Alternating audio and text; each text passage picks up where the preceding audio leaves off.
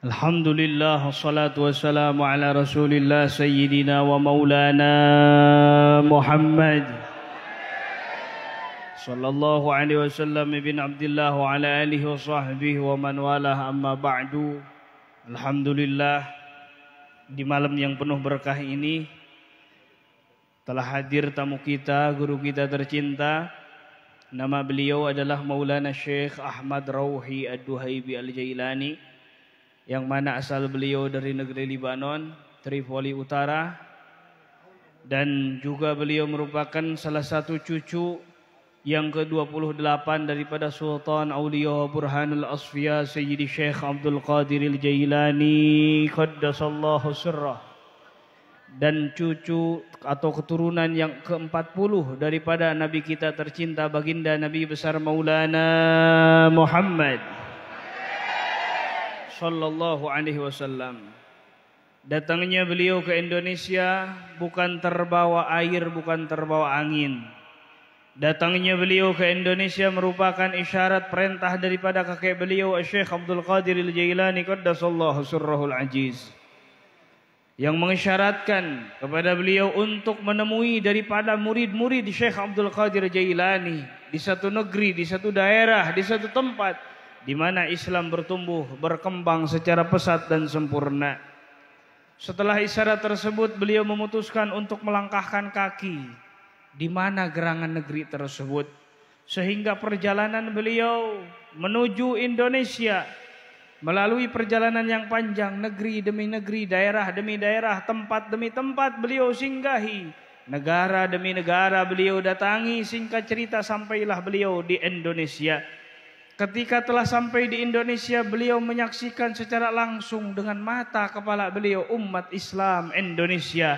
Sehingga mulai saat itu di tahun 2018 beliau jatuh cinta terhadap Indonesia dan memutuskan untuk menjadi khadim di Indonesia. Saking cintanya beliau terhadap Indonesia, sampai-sampai beliau bercita-cita ingin mati dan dimakamkan di negeri Indonesia. Semoga dengan hadirnya beliau di tengah-tengah kita semua menambah-nambah rahmat dan barakah dari Allah Ta'ala. Amin ya Rabbal Alamin. Dan yang mau mengikuti daripada perkembangan dakwah beliau di Indonesia bisa mengikuti melalui Instagram beliau yang namanya Ahmad Rauhi. Fa'alaihi falyatafaddal mashkur. Sallu ala Nabi Muhammad.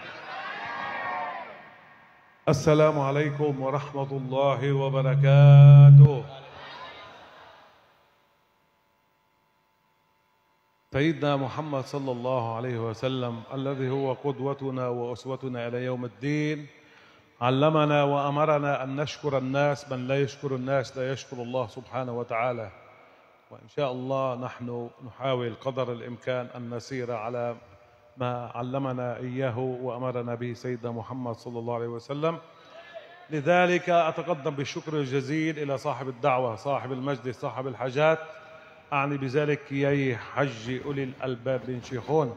أسأل الله سبحانه وتعالى أن يجعل هذا العمل في ميزان حسناتك، وأن يجعله خالصا لوجه الله سبحانه وتعالى، وأن يجعلك من أصحاب العمر الطويل والرزق الكثير والذرية الصالحة، وأن ينور الله قلبك بالعلم وينفع المسلمين والمسلمات بعلومك. آمين يا رب العالمين. mau دعاء 4 enggak? mau دعاء 4 mau? mau enggak mau? Fakat satu? Takut ha? Minal muttaqin ha? أيوة. أيضا السلام موصول إلى جميع الأساتذة والمشايخ والعلماء والحبائب والحاضرين والحاضرات، الطلاب والطالبات. أسأل الله سبحانه وتعالى كما جمعني بكم في الدنيا أن يجمعني بكم في الآخرة في الفردوس الأعلى مع حبيبنا وشفيعنا محمد صلى الله عليه وسلم. آمين يا رب العالمين. Nabi kita tercinta, baginda Nabi besar Maulana Muhammad sallallahu alaihi wasallam mengajarkan kepada kita semua. Beliaulah sallallahu alaihi wasallam yang bersabda, man la yashkurun nas la yashkurullah. Orang yang tidak berterima kasih kepada sesama manusia, orang tersebut tidak berterima kasih, tidak bersyukur kepada Allah Subhanahu wa taala. Maka dari itu rasa syukur dan terima kasih saya sampaikan kepada sahibul bait, sahibul da'wah, sahibul hajat, guru kita tercinta Kiai Haji Ulil Albab Ibn Syaikhan. Semoga beliau panjang umur, sehat walafiat, diberkahi oleh Allah Subhanahu wa taala, diberikan keturunan-keturunan yang soleh solehah, dimudahkan segala langkah perjuangannya oleh Allah, dan semoga istrinya nambah jadi 4.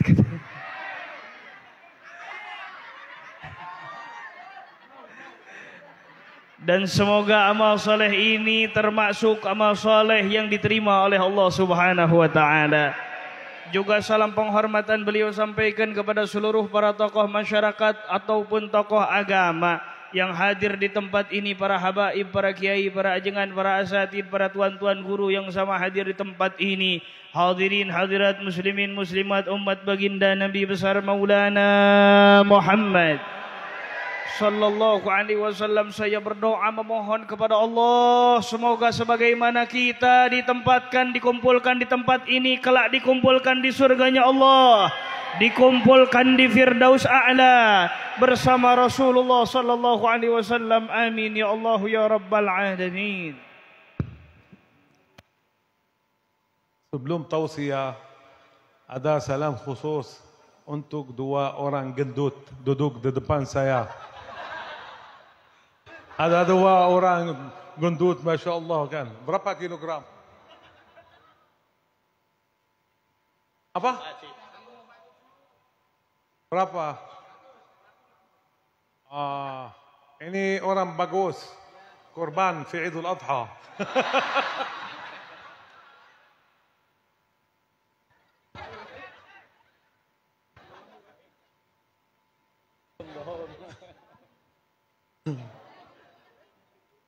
سيدنا محمد صلى الله عليه وسلم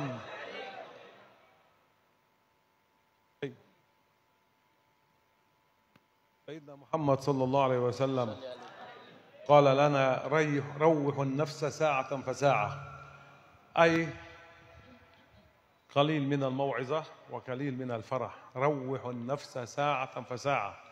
فنحن إن شاء الله دائما نجعل سيدنا محمد صلى الله عليه وسلم قدوتنا في جميع أمور حياتنا. لذلك أنا مزحت قليل مع الشباب في الأمام لكي ندخل البهجة والسرور إلى قلوب الجميع، وإن شاء الله بعدها نبدأ في السيريوز المحاضرة بإذن الله سبحانه وتعالى.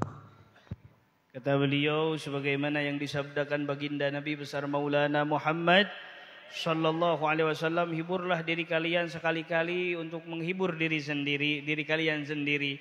Maka beliau sedikit bercanda barusan kepada 2 orang pemuda yang ada di depan beliau. Semoga menjadi kebahagiaan untuk kita semua. Amin. Dan insyaallah beliau setelah ini akan berbicara serius, bertausiah serius. Semoga bermanfaat untuk kita semua. Amin ya rabbal alamin.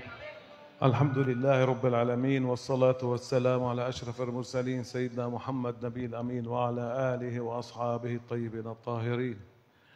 نشكر المولى عز وجل ونحمده أن جعلنا من أمة سيدنا محمد صلى الله عليه وسلم مسلمين مؤمنين قانتين تائبين للمولى عز وجل. لو شكرنا المولى عز وجل فقط لهذه النعمة التي أنعم بها علينا وجعلنا من أمة سيدنا محمد صلى الله عليه وسلم، فقط نعمة واحدة أنعم الله بها علينا أن جعلنا من أمة سيدنا محمد، لا نوفي الله حقه علينا مهما فعلنا من صلاة وطاعات وذكر وأوراد ومناقب وحول ومولد رسول الله واستغاثة.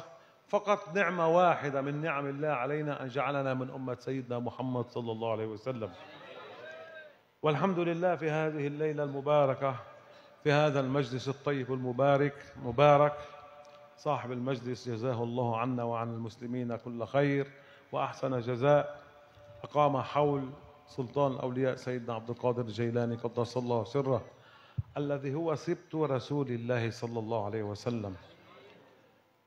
أنا لن أدخل في تفاصيل حياة سلطان الأولياء سيدنا عبد القادر الجيلاني قدس الله سره لكي تكون النصيحة لها معنى ومغزى.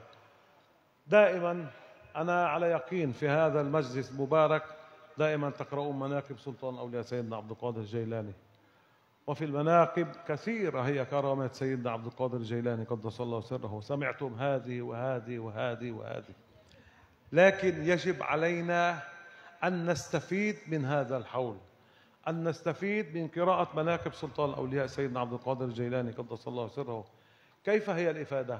أو كيف نثبت لأنفسنا ولسيدنا عبد القادر الجيلاني قدس الله سره ولسيدنا محمد صلى الله عليه وسلم أنه نحن فعلا محبين إلى سلطان الأولياء سيدنا عبد القادر الجيلاني قدس الله سره، أن نجعل هذا الحول أو مناقب سلطان الأولياء سيدنا عبد القادر الجيلاني قدس الله سره واعظا لنا، قدوة لنا، نتعظ من سيرة سيدنا عبد القادر الجيلاني قدس الله سره.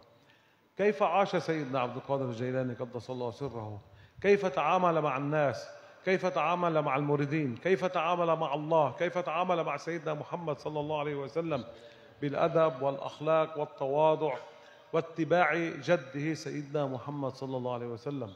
سيدنا عبد القادر لم يصل إلى مرتبة الولاية، بل وصل إلى مرتبة سلطان الأولياء.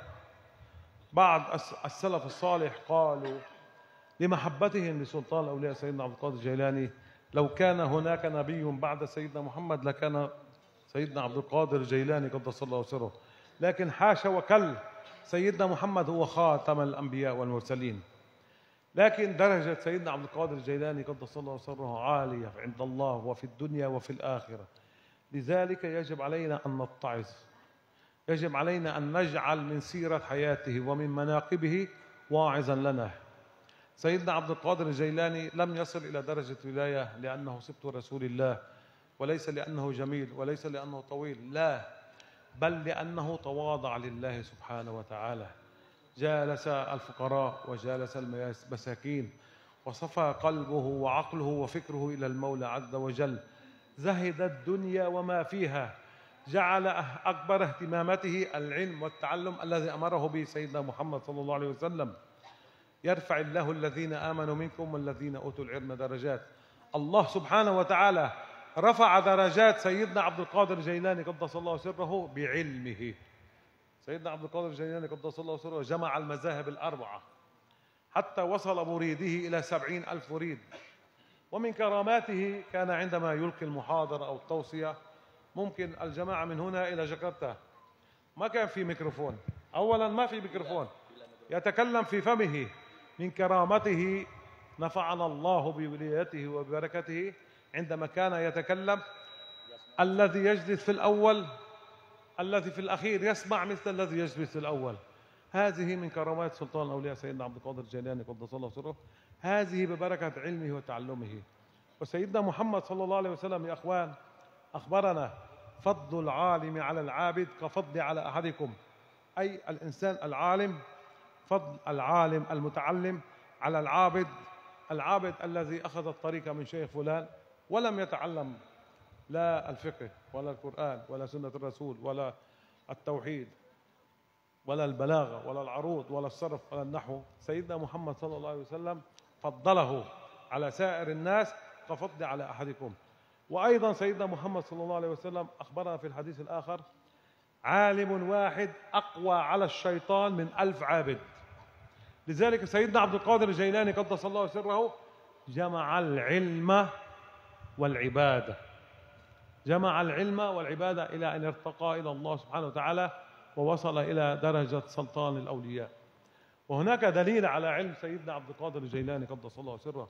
كان في أحد الأيام مسافر من الصحراء إلى بغداد، وجاء وقت الظهيرة وبغداد فيها حر فناس كثير، وجلس يستريح في ظل شجرة لكي يصلي الظهر، وإذا به يرى غيمة في السماء، وسمع صوتا من وراء الغيمة: يا عبد القادر أنا ربك.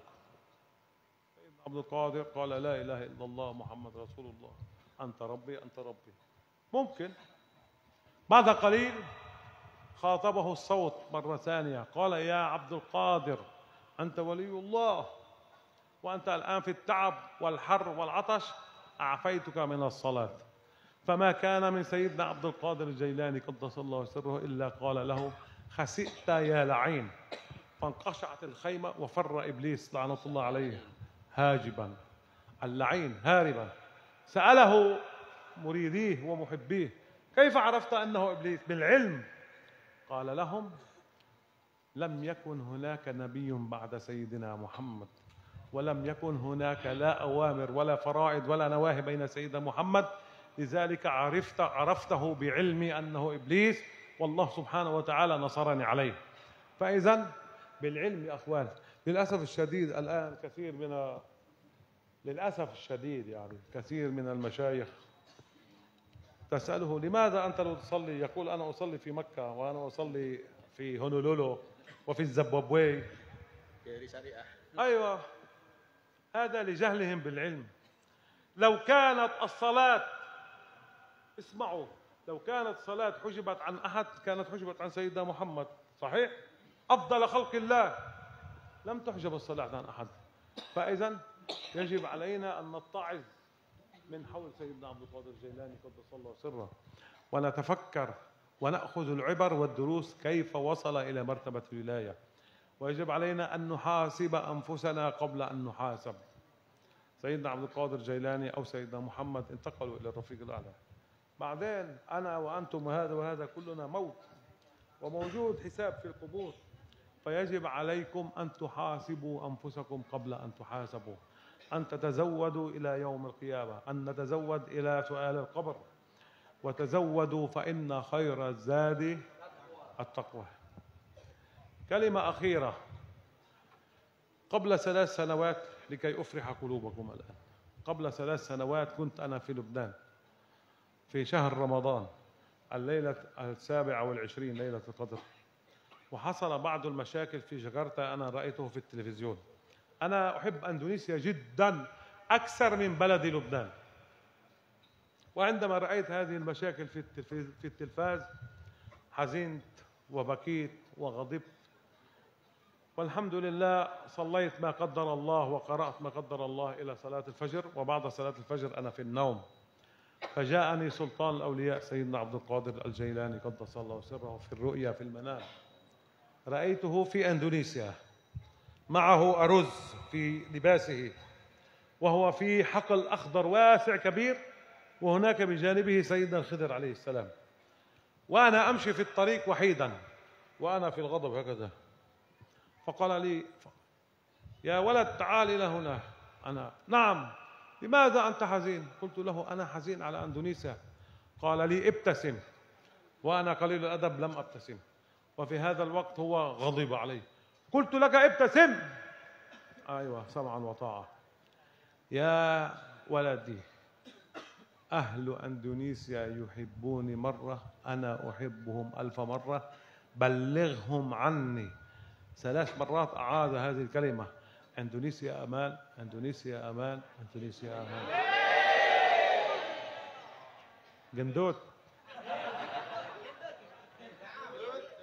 نصيحتي الأخيرة لكم: أكثروا من الصلاة على الرسول صلى الله عليه وسلم، جد سيدنا عبد القادر الجيلاني قدس الله سره، الذي بشرنا وأخبرنا: من صلى علي في كل يوم 10 مرات وجبت له شفاعتي يوم القيامة، ومن صلى علي في كل يوم 100 مرة قضى الله له بها 100 حاجة، 30 في الدنيا و70 في الآخرة. ومن صلى علي في كل يوم 1000 مرة لم يخرج من الدنيا إلا وقد تبوأ مقعده في الجنة، أي لم يخرج من الدنيا إلا وقد بشره الله سبحانه وتعالى بالجنة. أسأل المولى عز وجل أن يجعلني وإياكم ممن يستمعون القول فيتبعون أحسنه. آمين يا رب العالمين. sebentar. Tahun kemarin saya sama-sama antum 132 kilogram. Lakin alhamdulillah sekarang saya ada diet hard kuat. Sekarang 108. Dari 32 ke 108. Ana kuat. Hayo. Dari besok. Siap? Diet siap? Oke. Fahimtum? Faham? Faham? Apa? Enggak? Atau aywa? Enggak. Oke, تفضل يا مترجم.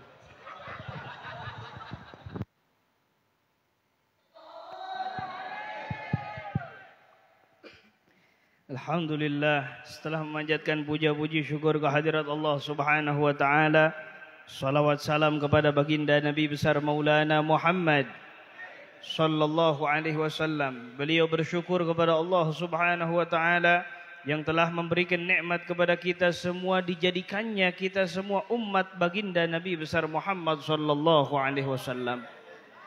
Kalau kita merenung sejenak untuk mensyukuri daripada nikmat yang satu ini, kita dijadikan umat Nabi Muhammad sallallahu alaihi wasallam.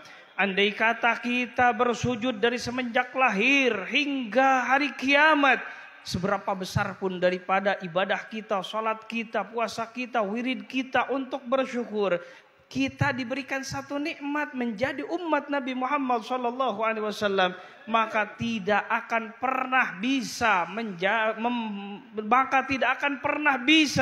membalas daripada jasanya baginda Nabi besar Maulana Muhammad sallallahu alaihi wasallam. Bersyukur terhadap nikmat ini, dijadikannya kita sebagai umat baginda Nabi besar Maulana Muhammad sallallahu alaihi wasallam. Dan alhamdulillah, segala puji bagi Allah Subhanahu wa taala.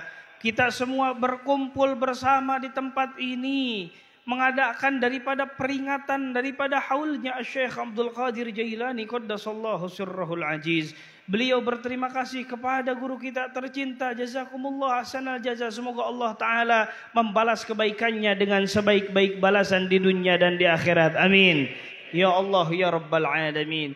Syekh Abdul Qadir Jailani qaddasallahu sirrahul aziz adalah manusia yang memiliki pangkat yang luhur di hadapan Allah Subhanahu wa taala, diangkat menjadi kekasihnya Allah Subhanahu wa taala, memiliki banyak daripada kemuliaan, memiliki banyak daripada karamah, memiliki banyak daripada perjalanan hidup.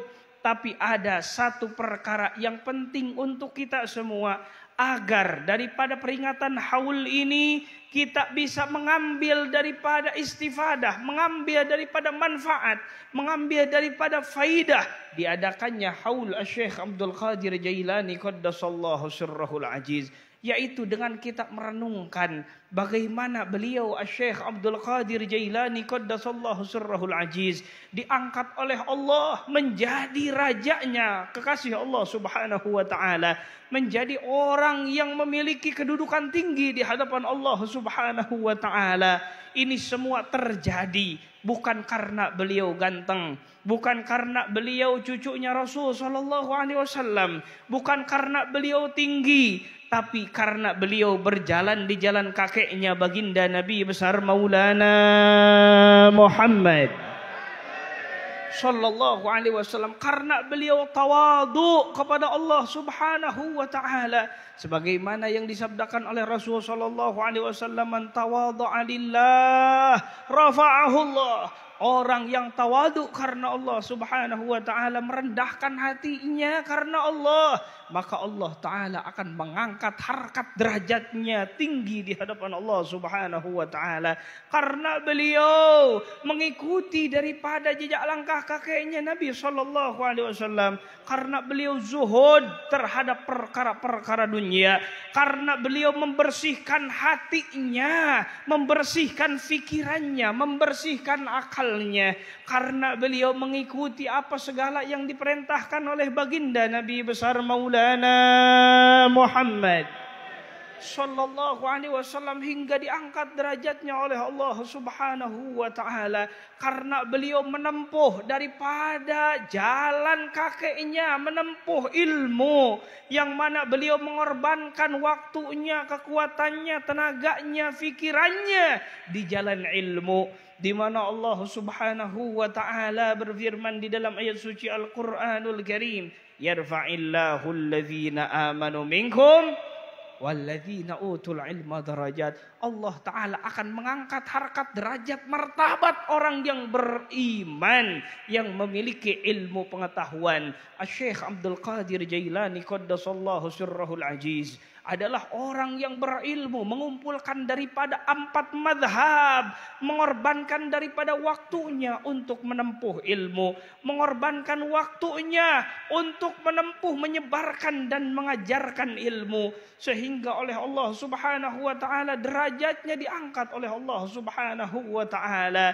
Nabi kita baginda Nabi besar Maulana Muhammad sallallahu alaihi wasallam mengatakan, fadlul alim alal abid kafadli ala ahadikum. Keutamaan orang yang berilmu dibanding orang yang ahli ibadah seperti keutamaanku dibanding kalian semua. Yakni keutamaan orang yang berilmu, mengambil ilmu, dengan keutamaan orang yang ahli ibadah. Orang yang mengambil daripada jalur thariqah tanpa mau mengambil ilmu syariat, hanya ibadah saja, seperti keutamaannya Nabi Muhammad sallallahu alaihi wasallam dengan yang lainnya selain daripada Nabi sallallahu alaihi wasallam. Dan Nabi kita baginda Nabi besar Maulana Muhammad sallallahu alaihi wasallam bersabda, alimun wahid aqwa ala syaitan min alfi abid. Satu orang yang berilmu pengetahuan lebih ditakuti oleh syaitan daripada 1000 orang ahli ibadah tapi tidak berilmu pengetahuan. Maka dari itu tuntutlah ilmu pengetahuan, yang mana siapapun orang yang mengumpulkan daripada 2 perkara ini, menuntut jalur ilmu dan menuntut jalur ibadah, akan ditinggikan derajatnya oleh Allah Subhanahu wa taala, akan dimuliakan oleh Allah Subhanahu wa taala. Sebagaimana bukti daripada keilmuan Syekh Abdul Qadir Al-Jailani qaddasallahu sirrahul aziz. Satu waktu daripada beliau menceritakan cerita Syekh Abdul Qadir Jailani, satu waktu Syekh Abdul Qadir Jailani qaddasallahu sirrahul aziz lagi berjalan daripada padang Sahara yang sangat panas di tengah-tengah Irak yang berada di Baghdad. Kemudian Syekh Abdul Qadir berteduh dari panasnya keadaan yang ada di bawah pohon. Kemudian datanglah satu daripada gumpalan awan mendatangi Syekh Abdul Qadir Jailani qaddasallahu sirrahul aziz. Lalu dari belakang awan tersebut muncul suara, wahai Abdul Qadir, engkau adalah kekasihku, engkau adalah hambaku, aku adalah Tuhanmu. Kemudian Syekh Abdul Qadir Jailani qaddasallahu sirrahul aziz menanggapinya dengan biasa-biasa saja, la ilaha illallah Muhammadur Rasulullah. Tidak lama kemudian muncul lagi suara, wahai Abdul Qadir, karena engkau capek, karena engkau kekasihku, maka aku membolehkan kepadamu untuk tidak melakukan sholat zuhur di waktu itu. Kemudian apa yang terjadi? Syekh Abdul Qadir Jailani qaddasallahu sirrahu kemudian mengusir khasita ya la'in, mengusir daripada gumpalan awan tersebut. Pergi engkau wahai yang terlaknat oleh Allah Subhanahu, yang dilaknat oleh Allah Subhanahu wa taala. Maka pergilah gumpalan awan tersebut dan diketahui bahwasannya suara itu adalah suara iblis laknatullah alaih. Kemudian bertanya para sahabat, para ahbab Syekh Abdul Qadir Al-Jailani qaddasallahu sirrahul aziz, wahai Tuan Syekh Abdul Qadir Al-Jailani, dari mana engkau mengetahui bahwasannya itu adalah iblis laknatullah alaih? Kemudian Syekh Abdul Qadir Jailani qaddasallahu sirrahul aziz mengatakan, apa kata beliau? Tidak ada lagi nabi, tidak ada lagi rasul setelah baginda Nabi besar Maulana Muhammad sallallahu alaihi wasallam. Dalam kata lain, segala perintah telah finish, telah selesai, dan segala larangan telah selesai disampaikan oleh Nabi Muhammad sallallahu alaihi wasallam. Andai kata salat boleh ditinggalkan, andai kata perintah yang diwajibkan boleh ditinggalkan, maka pertama kali yang diperbolehkan adalah Nabi kita tercinta baginda Nabi besar Maulana Muhammad Sallallahu alaihi wasallam, karena beliau terafdal makhluk, karena beliau manusia yang paling unggul, yang paling tinggi di hadapan Allah Subhanahu wa taala derajatnya. Beliau Syekh Abdul Qadir Jailani qaddasallahu sirrahu menempuh daripada jalan ilmu, mengetahui dengan keilmuannya karena menempuh syariatnya baginda Nabi besar Maulana Muhammad Sallallahu alaihi wasallam. Dan alangkah ruginya bagi orang yang tidak mau menuntut daripada ilmu pengetahuan, tidak mau belajar mengambil ilmu fikih, tauhid, tasawuf, nahwu, sharaf, Quran, hadis dan sebagainya. Tuntutlah ilmu yang mana ilmu dan ibadah ini akan menjadikan tinggi derajat kita di hadapan Allah Subhanahu wa taala. Bahkan sebahagian para salihin mengatakan karena kecintaannya terhadap Syekh Abdul Qadir Jailani qaddasallahu sirrahul aziz, andai kata ada nabi, ada rasul setelah baginda Nabi Muhammad sallallahu alaihi wasallam, maka pasti Syekh Abdul Qadir Al-Jailani qaddasallahu sirrahul aziz adalah yang diangkat menjadi nabi dan menjadi rasul setelah baginda Nabi sallallahu alaihi wasallam. Tapi perkara itu adalah perkara yang tidak mungkin dan mustahil, karena tidak ada lagi nabi, tidak ada lagi rasul setelah baginda Nabi besar Maulana Muhammad Sallallahu alaihi wasallam. Ketika kita ingin dikatakan sebagai pecinta yang benar-benar mencintai, berjalanlah di jalan Syekh Abdul Qadir Jailani qaddasallahu sirrah. Ikuti daripada perjalanan hidupnya, karena perjalanan hidupnya mengikuti baginda Nabi besar Maulana Muhammad Sallallahu alaihi wasallam. Kalimah terakhir dari beliau mengisahkan satu kisah cerita yang dialami oleh beliau beberapa tahun yang lalu, bertepatan di waktu itu bulan Ramadan, malam 27 Ramadan, yang mana malam tersebut insyaallah kata beliau itu adalah malam Lailatul Qadar. Keadaan beliau lagi berada di Libanon, melihat kabar di Indonesia di saat itu kurang lebih 3 atau 4 tahun ke belakang, Indonesia lagi kacau balau, lagi moneter, demonstrasi di mana-mana, banyak korban tergeletak daripada korban demonstrasi tersebut. Beliau melihat kabar tersebut di televisi, karena kecintaan beliau yang besar terhadap Indonesia, yang sangat-sangat mencintai Indonesia. Di waktu itu beliau sangat sedih, di waktu itu beliau sangat marah, dan di waktu itu perasaan beliau kacau balau. Dengan kudrat Allah Subhanahu wa taala, apa yang telah ditakdirkan Allah Subhanahu wa taala, di malam itu beliau melakukan salat, aurat dan sebagainya hingga datang waktu subuh. Setelah datang waktu subuh, beliau tertidur, dan di dalam tidur beliau mimpi. Beliau melihat kakek beliau Syekh Abdul Qadir Jailani qaddasallahu sirrahul aziz sedang berada di Indonesia. Di depannya adalah ladang sawah yang hijau dan luas. Di sebelah daripada Syekh Abdul Qadir, beliau lihat Nabiullah Abil Abbas Balya ibn Malkan alaihi salam, Nabi Khidir alaihi salatu wassalam. Kemudian di dalam mimpi beliau lagi berjalan dalam keadaan sedih, dalam keadaan kesal, sambil raut muka yang sedih dan kesal. Berjalan melewat kakek beliau Syekh Abdul Qadir Jailani qaddasallahu sirrahul aziz. Kemudian dipanggil oleh kakek beliau, ya waladi ta'al, wahai anakku, wahai cucuku, ke sini. Kemudian beliau mendekat kepada Syekh Abdul Qadir Jailani qaddasallahu sirrahul aziz. Kata kakek beliau Syekh Abdul Qadir, kenapa kamu cemberut seperti itu? Senyum. Beliau pertama kali tidak mau tersenyum karena sedih melihat Indonesia lagi kacau balau. Kemudian untuk yang kedua kalinya agak meninggikan suaranya Syekh Abdul Qadir kepada Maulana Syekh. Kenapa tidak tersenyum? Senyum. Kemudian beliau tersenyum. Dan ditanya oleh kakek beliau, kenapa kamu cemberut dan sedih seperti itu? Maulana Syekh mengatakan, bagaimana saya bisa tersenyum melihat keadaan Indonesia dalam kacau balau. Saya sedih terhadap Indonesia. Kemudian Syekh Abdul Qadir Jailani qaddasallahu sirrahul aziz mengatakan, ahlal Indonesia yuhibbuni marrah.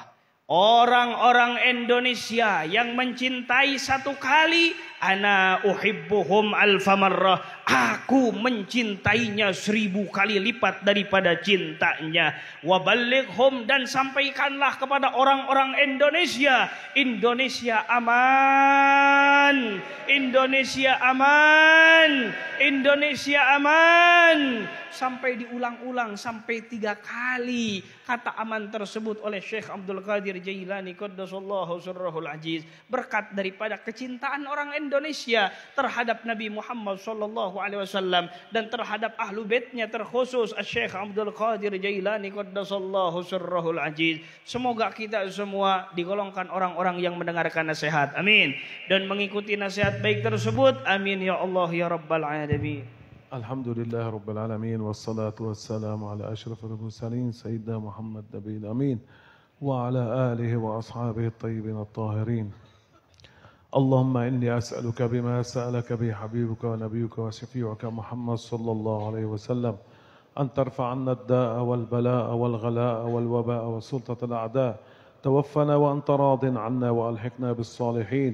اللهم لا تدع لنا ذنبا إلا غفرته ولا عيبا إلا سترته ولا هما إلا فرجته ولا دينا إلا قضيته ولا مريضا إلا شفيته ولا حاجة إلا يسرتها وأعطيتها بفضلك وكرمك يا أكرم الأكرمين. اللهم اجعل قبرنا روضة من رياض الجنة. اللهم أنطق ألسنتنا عند السؤال. اللهم بيض وجوهنا يوم تسود الوجوه. اللهم أظلنا بظلك يوم لا ظل إلا ظلك. يا حي يا قيوم برحمتك نستغيث، لا تكلنا إلى أنفسنا طرفة عين أو أقل من ذلك، وأصلح شأننا كله يا أكرم الأكرمين. يا رجاء السائلين، يا أمان الخائفين، يا مجيب دعوة المضطرين. اللهم أنت قلت وقولك الحق، ادعوني أستجب لكم. نتوسل إليك بحبيبك محمد صلى الله عليه وسلم وبركة وكرامة سلطان الأولياء سيدنا عبد القادر الجيلاني قدس الله سره أن تغفر ذنوبنا جميعا وتبدل سيئاتنا حسنات. ثبتنا على صراطك المستقيم وهون علينا سكرات الموت، وشفع نبيك محمدا فينا، واعطي كل منا سؤله يا الله، وارزقنا الحسنى والزيادة. الحسنى حسن الخاتمة، والزيادة النظر إلى وجهك الكريم يا الله. وارزقنا حج بيتك الحرام في هذا العام وفي كل عام، إنك قريب سميع مجيب. اللهم بارك هذا المجلس، وبارك صاحب هذا المجلس، وبارك جميع من حضر في هذا المجلس. اللهم بارك بهم وبأصولهم وبفروعهم إلى يوم الدين. اللهم أنزل عليهم السكينة والرحمة والرضا والغفران. أمدهم بمدد من عندك يا الله، وارزقهم رزقا حلالا طيبا مباركا فيه، واجعل ذريتهم ذرية صالحة تعبدك ولا تشرك بك شيئا. اللهم نور قلوبهم بالإيمان، وزين صدورهم بالقرآن وبمحبة نبيك العدنان محمد صلى الله عليه وسلم. اللهم اجعل هذا المعهد منارة للعلم في أندونيسيا وفي سائر بلاد المسلمين، واجعل طلاب وطالبات هذا المعهد من العلماء العاملين في الدنيا وفي الآخرة، ووفقنا وإياهم لما تحبه وترضاه قولا وعملا صالحا يا الله. واجمعنا تحت لواء سيد المرسلين محمد صلى الله عليه وسلم. اسقنا من يده الشريفة شربة لا نظمأ بعدها أبدا.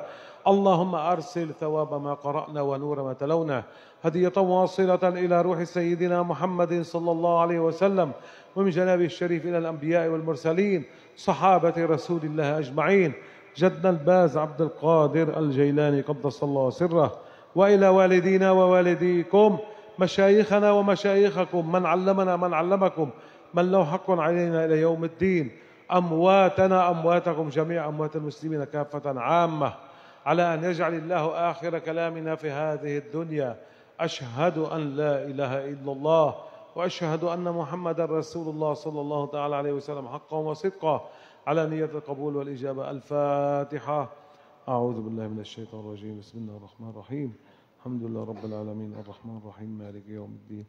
إياك نعبد وإياك نستعين. اهدنا الصراط المستقيم صراط الذين أنعمت عليهم غير المغضوب عليهم ولا الضالين آمين. سبحان ربك رب العزة عما يصفون، وسلام على المرسلين، والحمد لله رب العالمين. وصلى الله على سيدنا محمد وعلى آله وصحبه وسلم. والسلام عليكم ورحمة الله وبركاته.